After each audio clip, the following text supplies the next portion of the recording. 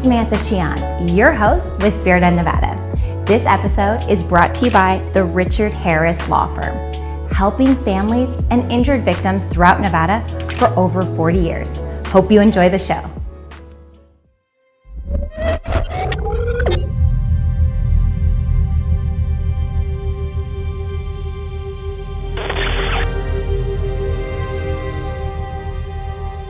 What makes a place scary? Well, tonight, we are going to be investigating a few places throughout Nevada. And joining us on our journey is the Elite Vegas Paranormal Society. And we'll leave it up to you to decide whether or not these events are real.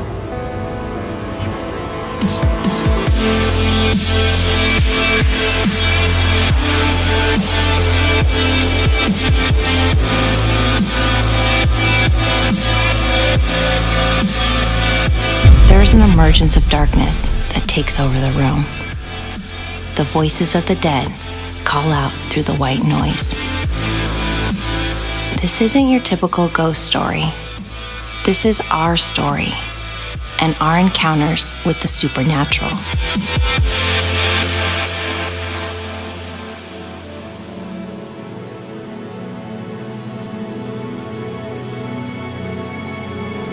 If you live here in Las Vegas, then you have probably driven down Maryland Parkway or Charleston. But where these two streets meet, this is where you will find history.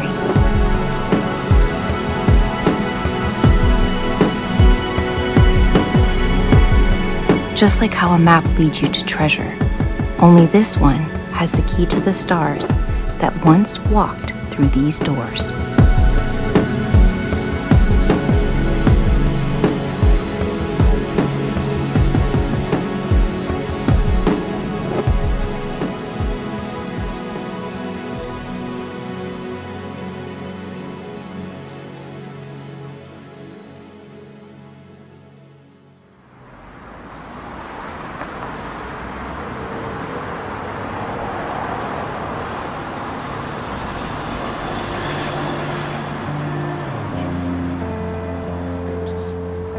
All right, well, welcome to the historic Huntridge Theater. Watch your step. This is pretty awesome. Yeah, so before we go in, I'll just give you a little bit of background.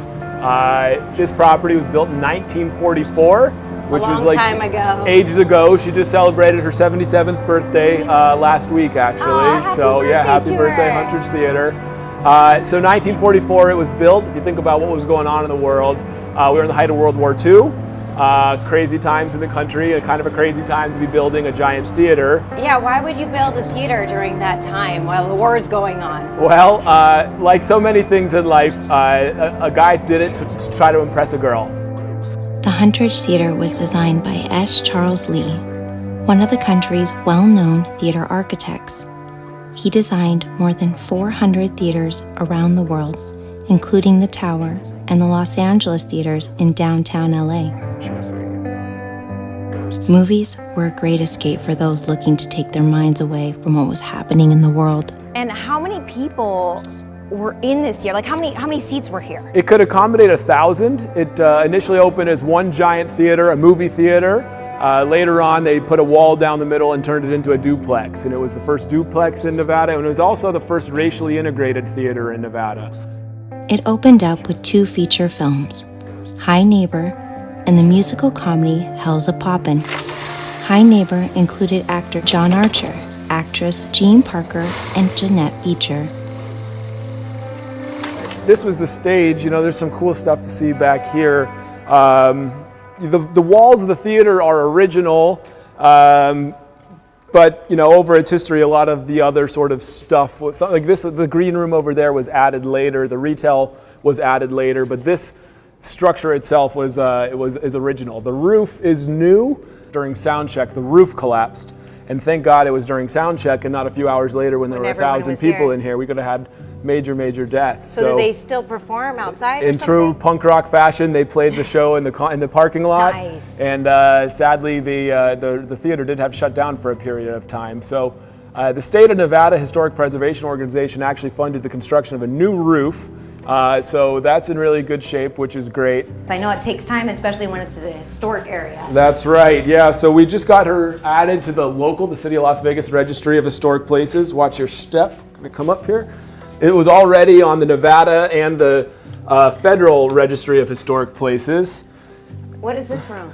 So these are the original marquee letters that you saw the marquee outside. So these are some of the cool artifacts that were left behind. And you can see one of the big, they shine lights in the air to bring people here. That was this thing. And Oh, I see the letters right there. yeah. So, Wow. yeah, we're going to clean these up and sort of catalog and inventory them. But we thought they were kind of cool how they were just left behind here. Yeah, that'll be nice. You clean it up and put maybe like a little area where people can read about them. Yeah, and stuff like that. yeah, exactly. Really How big is this theater? I think this theater is about 11,000 feet. That's not including the adjacent retail. Now you say adjacent retail. When was that added on? It was added in the 50s and 60s. It was actually the first satellite post office. The original post office was on Stewart, if you know where the Mob Museum is now. Yes. That was the original post office. This was the second. And then it was also a bank, the Nevada Savings and Loan Bank, for a period of time. Now, when you were watching a movie back in the day, it was a family affair. This is a family kind of establishment. So sometimes you have a baby, and babies like to cry. I know this. I've got a baby at home. Yeah, me too. It's hard to take her to movies these days. But they do have a cry room for that upstairs, where they would actually be able to go watch the movies and hear the audio without disturbing the fellow patrons. Oh, wow. So what was this?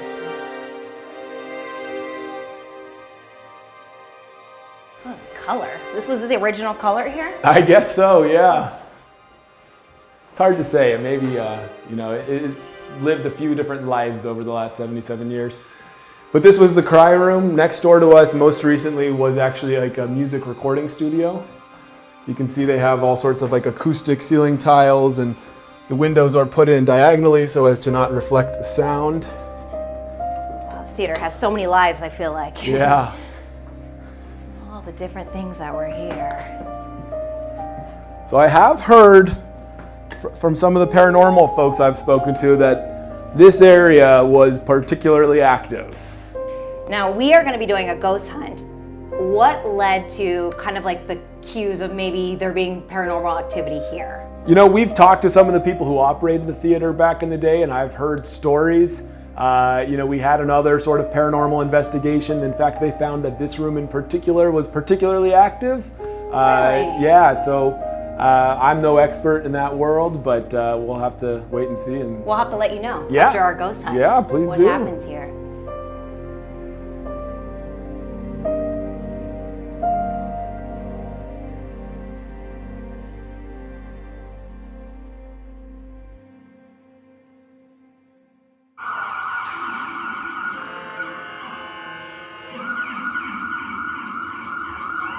So we are at the Huntridge Theater right now, and for those of you that didn't grow up in Las Vegas, this is one of the most iconic theaters of its time. It was built in 1944, which means a lot of people came through here, a lot of famous actors, and there's a lot of history that goes along with this. I want to show you something in here. I don't know if you're going to be able to see anything. Can you see me on that camera? I can see you.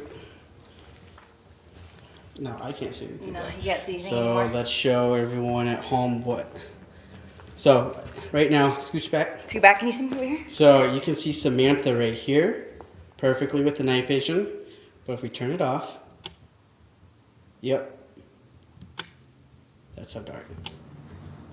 There's right here, and then darkness. And I don't know if you're going to be able to see this, but I wanted to show you. We saw a figure, 3 figures down here painted, which kind of looks creepy. Kind of fitting for this room. It's down here. Oh, it's really dark. Can you see it with the night vision? I can see. Okay, so everybody that's watching it can see. I can see them from here. Oh, you can? From here, look at this. Okay, I gotta see it. That's I gotta creepy. see. Yeah, that's what I wanted to show you. We're at the Huntridge Theater, and we're gonna go lights out. We began our investigation with a ghost box session, a device that allows us to communicate with the dead.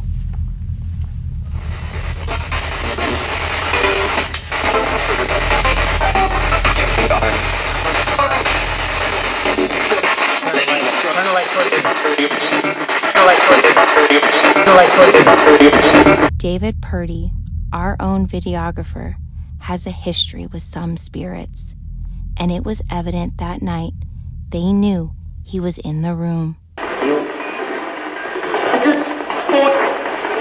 you walking around?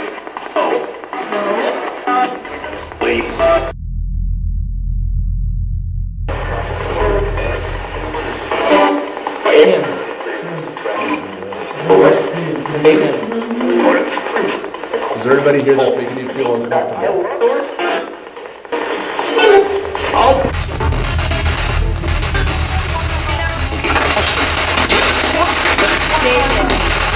Yeah. One. I heard one.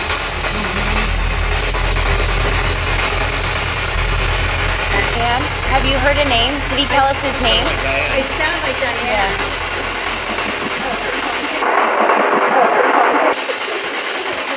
Yes. Mick?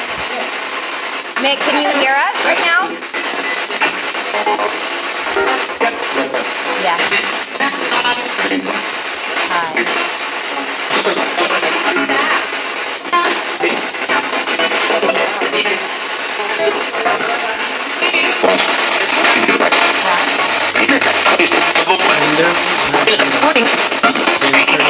What?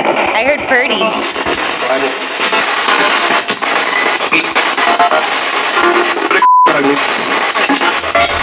A ghost box is an audio-only device that rapidly scans through multiple audio channels. Many believe spirits can manipulate the sound waves to create words and even phrases.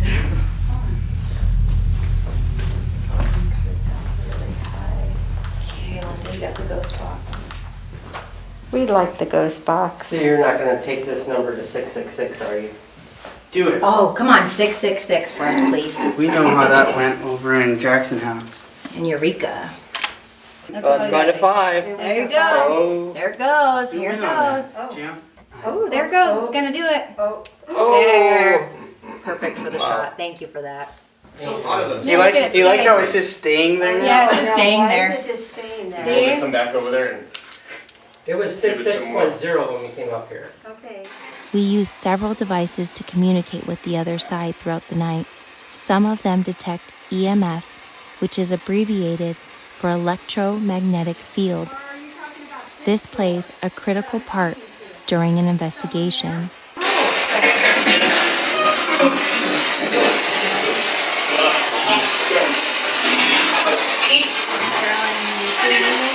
Huh?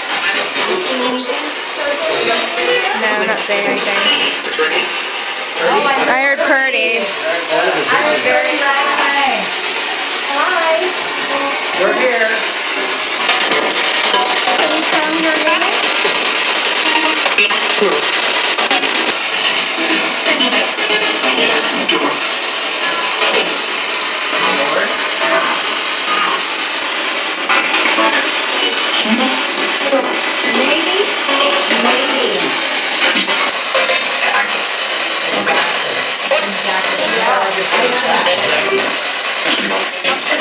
Hey, ghost people, I heard it again.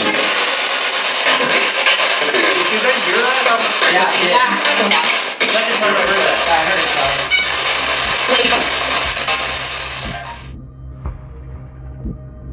that. Anytime the team goes into one of these locations, you know, the goal is to find out if, corroborate some of the claims, which with this building there's many, and basically to just research it, you know, using the devices that we use to see if we can, you know, come up with answers. Can we debunk it? Can we prove that it's being caused by something else as opposed to it's something natural, it's not spiritual? So that's kind of what we do when we go to these places. We go in with it's a blank slate, and we just kind of go from there, and sometimes places are active, sometimes they're not. So when the team and I got here, were originally drawn to a back room to the right side of the theater. And basically we were getting some unusually high readings in that back room. So we took other devices back there and started using those, and again, getting these high readings, which are very unusual. So basically, we came outside of the building and went to the back side where that wall would be, and there's a giant cell tower on top of this building.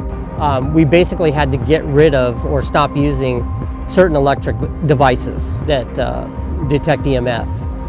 That was no use to us at that point. So we went to more audio related devices, EVP, ghost box, things that are not going to be affected when we ask the specific questions that we're trying to find answers to. While we were filming our interview outside the theater, the rest of the team was having some activity in the main room, so we decided to go back to see it for ourselves.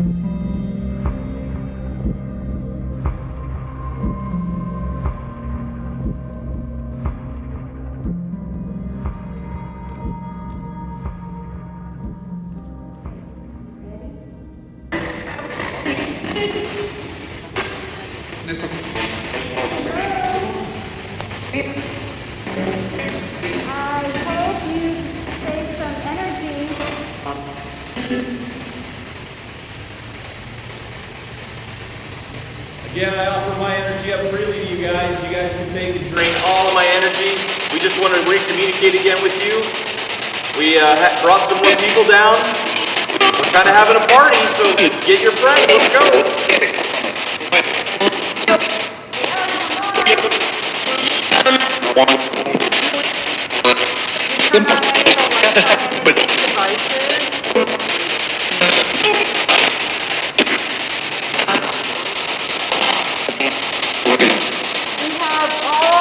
Different devices. Remember I showed you last time? See how they light up? See, they have colors. This one. This one. This one. There you go. See? That's awesome.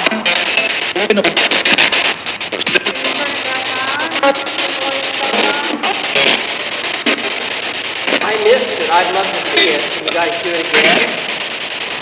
Are you okay with that? Nick, can you say hi to Sam and David? Hi, Nick. How's it going? Yeah. Hello. We were outside filming, and I heard that you all let some devices up. You got it. Again, you can use my energy too. Drain it all. Take everything that you need from me. Go ahead.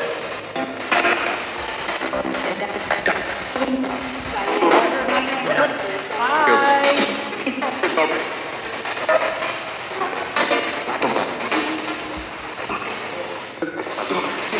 Stop this. Yes, you're doing it. You got it. What about this one over here? We're all standing by a device. Oh, hi. Hello again. Is there anybody else that you can bring to join our circle here that can maybe use one of the other devices? You think you can do that? There, I saw that light go off. Thank you for that. I appreciate it. Oh, he's so generous. Okay. Thank you. Yes. Hello. How many people are here with us? How many? Can you tell us?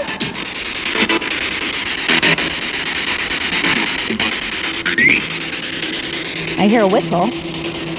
I heard a whistle. That was interesting. I've never heard a whistle. Our time in the Huntridge Theater was epic. We aren't giving you any proof that there's an afterlife. We're just giving you the possibility of one. You have to remember, sometimes people bring their own attachments and they don't even know it. The Huntridge Theater may have been active during our visit, but that doesn't mean you should be afraid. Remember, these devices, along with people, can open up the door to another realm. So always be respectful, for you never know who is listening.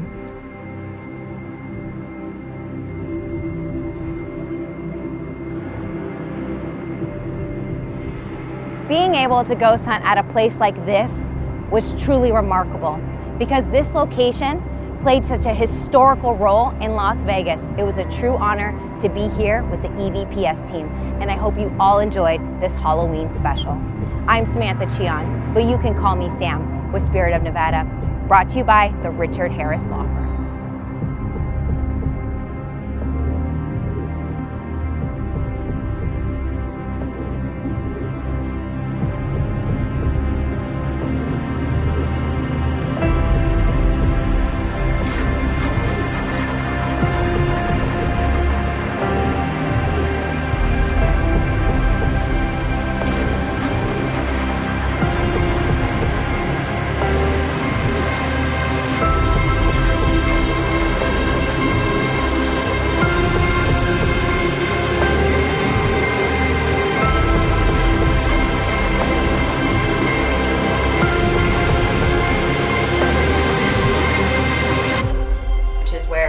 Families would come with their kids, and if one of them they couldn't get them to be quiet, they went upstairs so they can still watch.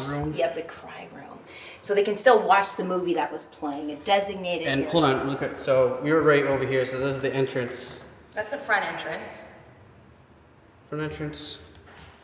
So you'd walk straight back. Is the cry room. Mm-hmm. Okay. Just go up the stairs. And the fact that they thought about that is, I think, so great because they wanted families to come here. This was made for a night out so you can enjoy it. Yeah, okay. You think that, I think it's creepy because of paint on the walls. Oh, this is a lot of the original paint too. If anyone can see. Yeah, you told me this looks like a nice place for infants.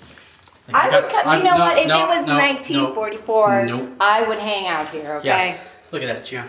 That looks great. I love cry rooms. I'm gonna cry. Yeah, that's not what it looked like back then though, keep in mind. But check out this view. It's the new updated cry room.